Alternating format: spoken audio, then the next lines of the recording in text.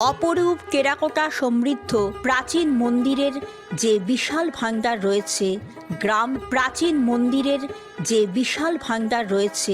গ্রাম থেকে গ্রামান্তরে ছড়িয়ে থাকা সুপ্রাচীন অথচ অধুনা লুপ্তপ্রায় শিল্পরীতি নিদর্শন স্বরূপ এমন মন্দিরগুলো তার সাক্ষ্য বহন করে চলেছে আজও।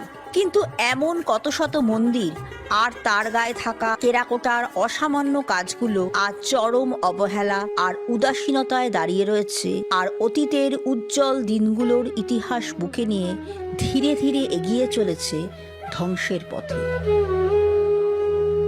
মেঘাচ্ছন্ন এক শীতের সকালে টেরাকোটার সন্ধানে বেরিয়ে পড়েছি হুগলি জেলার পান্ডুয়া ব্লকের অন্তর্গত হরাল দাসপুরে। আকারে ছোট আটচালা এই মন্দিরটি এক খিলান বিশিষ্ট, পশ্চিমমুখী। মন্দিরের সারা গায়ে অযত্ন আর উদাসীনতার ছাপ সুস্পষ্ট। আগাছা জঙ্গলে পরিপূর্ণ হয়ে ভগ্নপ্রায় অবস্থায় কোনো রকমে দাঁড়িয়ে রয়েছে মন্দিরটি। আমরা এখন দাঁড়িয়ে আছি হুগলি জেলার পান্ডুয়া ব্লকের অধীনে দাসপুর গ্রামে একটি প্রাচীন মন্দিরের সামনে।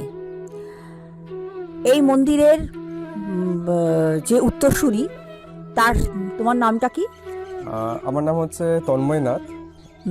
আমাদের এখন মন্দির যে এখন দেখাশোনা করে, মানে যারা হচ্ছে কলকাতায় থাকেন, তার মধ্যে এখন মেন হচ্ছে রবীন্দ্রনাথ ভট্টাচার্য।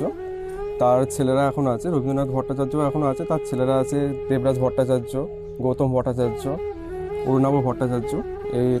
তাদের হচ্ছে এগুলো ছেলে। তো তারা মানে অরুণাভ ভট্টাচার্য হচ্ছে আমার জেঠুর মানে মেয়ের ছেলে, তো বোনের ছেলে। তো এরা দেখাশোনা করে আপাতত। তারা এখন শরীরে আছে, তারা প্রতি বছর আসে, এখনও আসে মন্দির দেখাশোনা, তারা এখন আছে। আর আমরা হচ্ছে তাদেরও উত্তরসূরি। তা আমরা দেখাশোনা করি মন্দিরে, যা টুকটাক দেখাশোনা আমরা করি। আর এখানে আমাদের যে পূজারি আছে, পূজারি তো প্রতিদিন পূজা করেন, দুবেলা পূজা করেন। আর বাড়ির মধ্যে এখন মেন দেখাশোনা হচ্ছে রবীন্দ্রনাথ ভট্টাচার্যর যে ছেলেরা আছে, তারাই এখন দেখাশোনা করে। আর তাদের যে ছেলেরা আছে, তাদের ছেলেরা আছে, যেমন কিয়া ভট্টাচার্য আছে, উনিও দেখাশোনা করেন, উনি আসেন প্রতিবার। যখন শিবরাত্রিতে উনি এসে পুরো মন্দির সাজান, এগুলো সব কিছু ওনারাই করেন। আর তার মধ্যে আমরাও টুকটাক দেখাশোনা করি। এই মন্দির কত বছরের পুরনো? আনুমানিক 1800 শতাব্দীর মধ্যে আনুমানিক। আচ্ছা, কে প্রতিষ্ঠা করেছিল সেটা আমি ঠিক বলতে পারবো না এখনো পর্যন্ত। এটা আমি জানি না ঠিক কে প্রতিষ্ঠা করেছে, কারণ এইগুলোর উত্তর বেশিরভাগ আমার জেঠুর কাছে ছিল। জেঠু বলতে রবীন্দ্রনাথ ভট্টাচার্য। তো তিনি এখন এতটাই অসুস্থ, আর কথা বলতে আর পারেন না। তো এই উত্তরগুলো ওনার কাছে সব থেকে বেশি, কারণ ইনি ওটা সম্বন্ধে অনেক নানাঘাটা করেছিলেন, অনেক খবরও নিয়েছিলেন, কত কবে কি প্রতিষ্ঠা হয়েছিল না হয়েছিল। তো উনি এগুলো বেশিরভাগ উনিই জানতেন। মন্দিরটির সামনের দেওয়ালে প্রতিষ্ঠা ফলক আর টেরাকোটার অলঙ্করণ থাকলেও এখন সেগুলি সবই ভগ্ন অবস্থায়। উঁচু ভিত্তিবেদী সংলগ্ন ফলকে কিছু টেরাকোটার নিদর্শন এখনও দেখতে পাওয়া যায়। হাতি ও ঘোড়ার পিঠে চেপে শিকার দৃশ্য এবং বন্দুকধারী ইউরোপিয়ান সৈন্যের ফলকগুলি বোঝা যায় খুব ভালোভাবে লক্ষ্য করলে।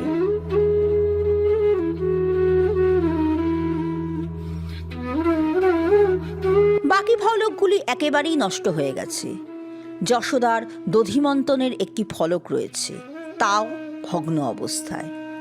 প্রবেশপথের খিলানের উপরে টেরাকোটার কাজ থাকলেও তা শুধু ফুল লতাপাতার নকশা দিয়েই পূর্ণ। কোনো দেবদেবীর মূর্তি বা রাম রাবণের যুদ্ধ তাতে দেখা যায় না। আর আছে 10টি প্রতীক শিব মন্দির, শিবলিঙ্গও আছে সেগুলিতে।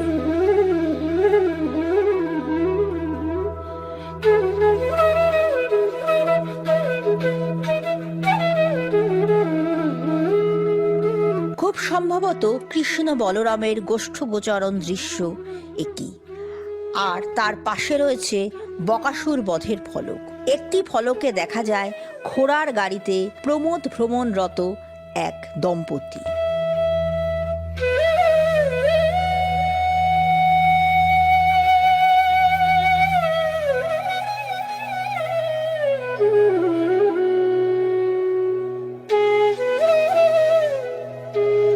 কার্নিশের নিচে নিচে 2 সারি আর কার্নিশ থেকে উল্লম্বভাবে থাকা কুলুঙ্গির সারিতে বেশ কয়েকটি শৈবযোগীর ফলক দেখা যায়।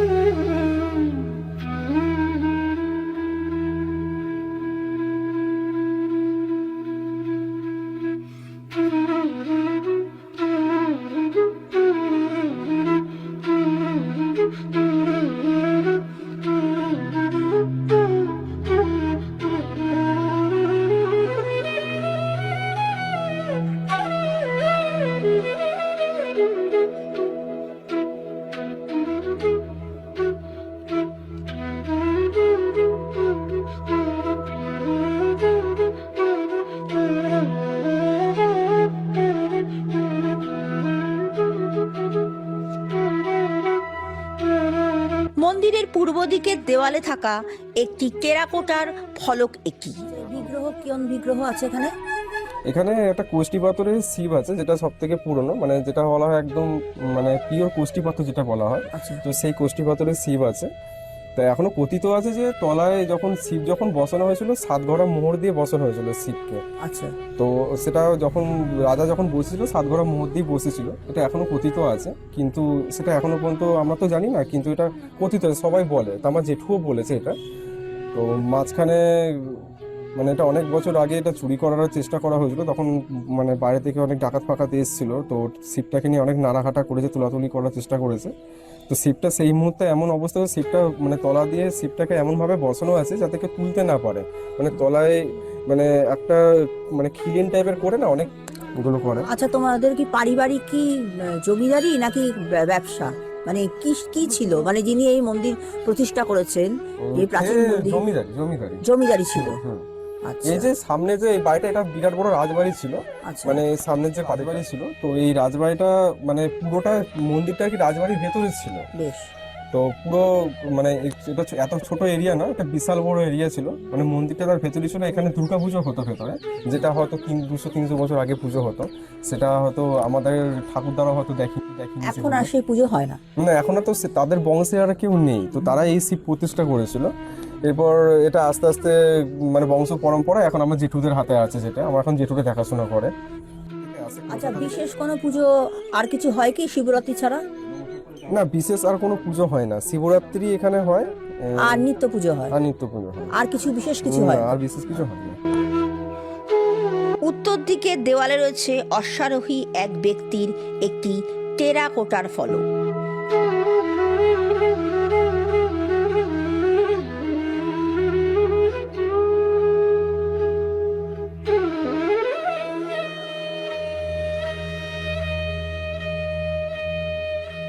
মন্দিরটির আশু সংস্কারের প্রয়োজন। কালের প্রহার আর চরম অনাদর আর অবহেলায় ক্রমশ বিলুপ্তির পথে ইতিমধ্যেই পা বাড়িয়েছে দেবালয়টি।